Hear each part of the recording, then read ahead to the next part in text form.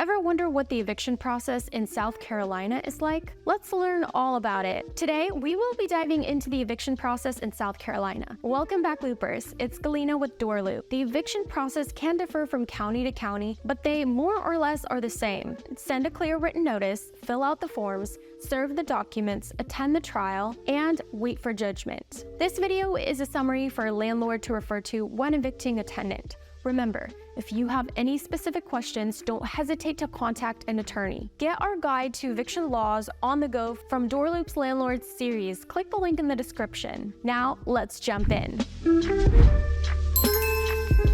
Eviction reasons: failure to pay rent or non-payment of rent. The most common reason for eviction is the non-payment of rent. A landlord can evict a renter for failure to pay rent due. Rent can still be paid in South Carolina within 5 days of the due date. This means a tenant has 5 days to pay rent without fearing eviction. However, a grace period that may give the tenant more time to pay rent due may be available if indicated in the lease or rental agreement. Similarly, if the lease or rental agreement states no other notice is required, then the landlord can immediately proceed within filing for an eviction lawsuit. In cases where the lease requires a written notice, the landlord must give the renter a written eviction form called a 5-day notice to pay. This notice informs the renter that they have 5 days to pay rent, or else they have to move out of the property in order to avoid eviction. If renters who are being evicted for failing to pay rent on time manage to pay all rent payments in full to the landlord within 5 days,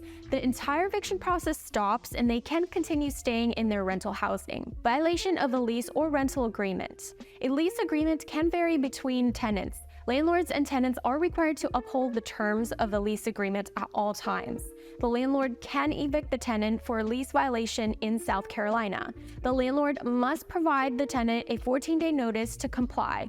This 14-day notice gives the tenant 14 days to fix the issue. Lease violations include damage to the rental unit, smoking in non-smoking areas, material health and safety violations, too many people are living inside the rental unit, and housing a pet in a pet-free rental unit or rental premises, etc. If the lease violation involves material health or safety and the tenant started resolving their violation within the notice period, but aren't able to finish it within 14 days, they are given a reasonable leeway to finish correcting the violation. However, if the violation resolves in an emergency situation, it has to be resolved as soon as possible. The landlord may file an eviction lawsuit if the tenant fails to resolve the issue and remains inside the rental unit after the given notice period for other types of lease violations.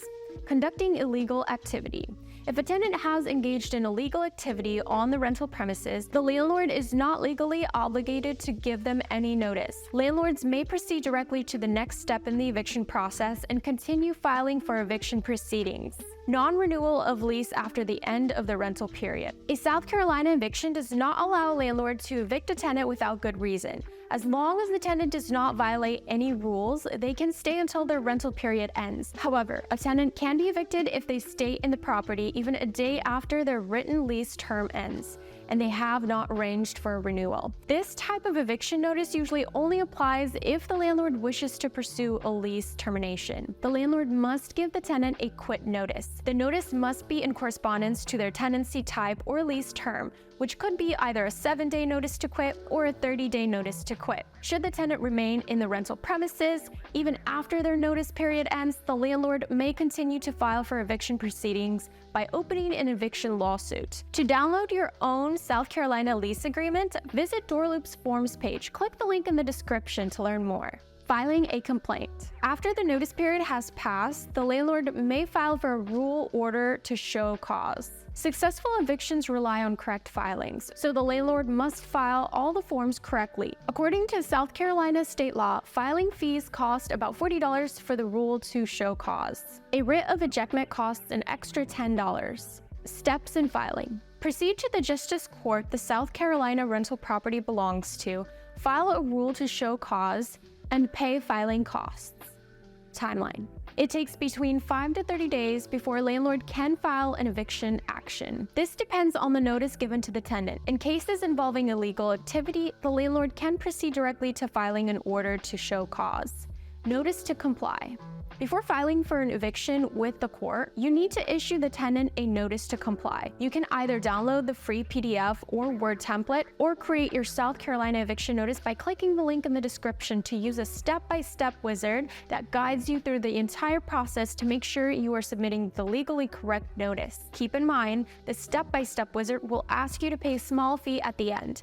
It's a small price to pay to ensure legal compliance and protection. The last thing you want to do is go to court only to find out that you did the first process incorrectly. Serving the tenant. The summons and its corresponding documents must be served to the tenant in order to proceed with the eviction process. The landlord must not serve this document themselves. The document should contain information such as the date and time of the court trial. South Carolina allows anyone over the age of 18 uninvolved in the case to serve the document, such as the deputy sheriff. It has to be delivered within 120 days. Proof of service is required.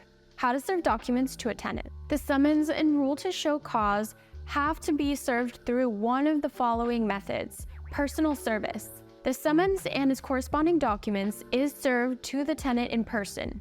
Substituted service. A copy of the summons and rule to show cause may be left at the tenant's place of residence or rental unit with someone who lives with them. Mailing service. The server mails the documents via certified mail and requests a return receipt. Commercial delivery service. The server mails the documents via commercial delivery service.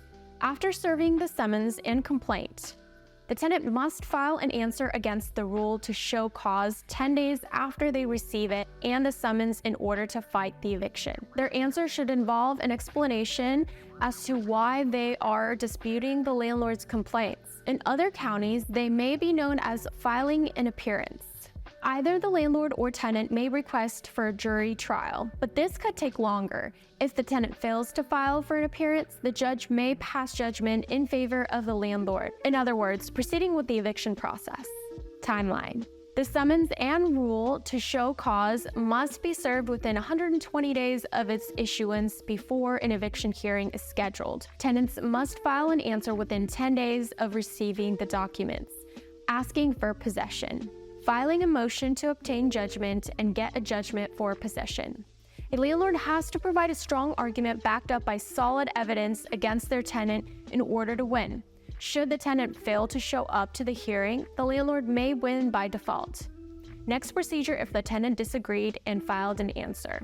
The tenant may retaliate and decide to fight the eviction. During the court hearing, the landlord has to support their claim with evidence and show it to the judge. This includes, but is not limited by, the following: copy of the deed and the lease or rental agreement, rent receipts, rent ledgers, bank statements, witness statements, and photo and video documentation of the violations committed by the tenant. In some counties, an eviction hearing is scheduled within 10 days after the tenant files an answer, but in others, it is scheduled after the landlord files their complaint.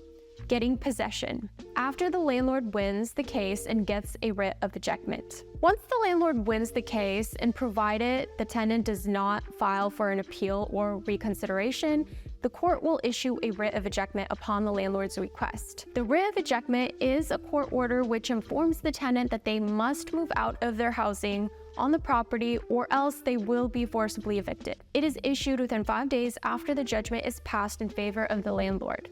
Move-out process.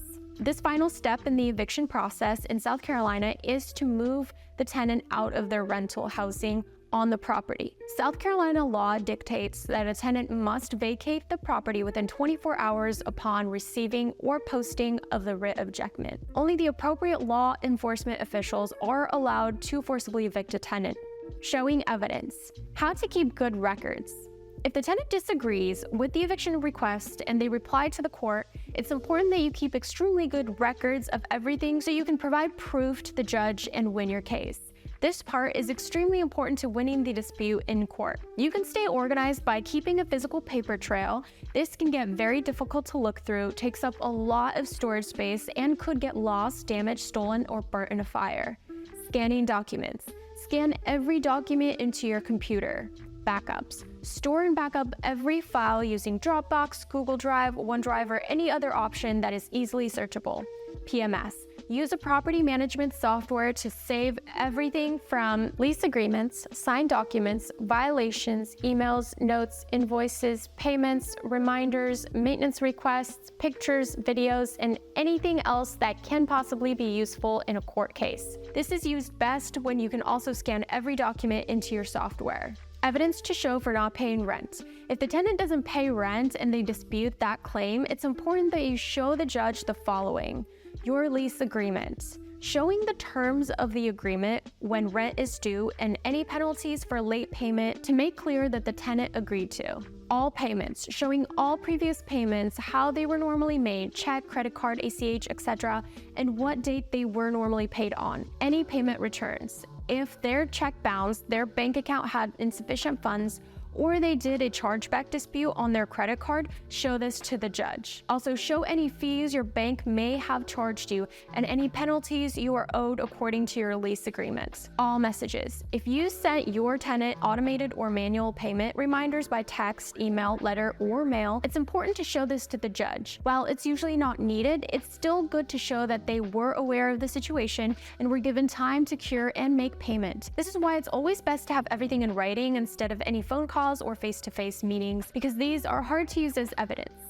Evidence to show for lease violations. If you're evicting the tenant for lease violations, for example, noise complaints, unauthorized pets, or property damages, it's important to collect proof from any of the following methods. Security cameras. If you have a surveillance system that can show them committing the crime or lease violation, you can be confident that you will more than likely win the dispute in court. Video. If you don't catch them in the act, the next best thing is to record a video with your phone of any damages or the lease violation. Pictures. They say a picture is worth 1,000 words. In this case, a picture could be worth thousands of dollars. Even if you take a video, it's important to show the judge any pictures too, as it's usually easier to see by email or printed. Lease terms. Once again, show the court which term they violated in their lease agreement. Don't worry if you don't have every single term spelled out in your rental agreement. If the violation is bad enough, it might not be needed to have it written. As a good practice though, start adding all of the potential reasons to evict a tenant into your agreement. Before I go on to talk about self-help evictions, don't forget to like, comment, and subscribe for more amazing content. Self-help evictions.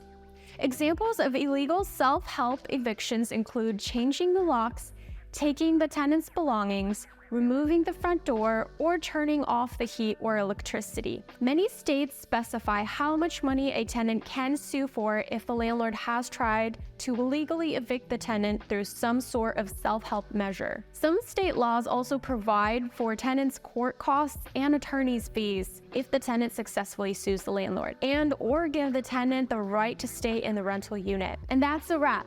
Thank you for watching this video. For more valuable content, join our exclusive Facebook community with the link in the description. And to learn more, feel free to check out these videos.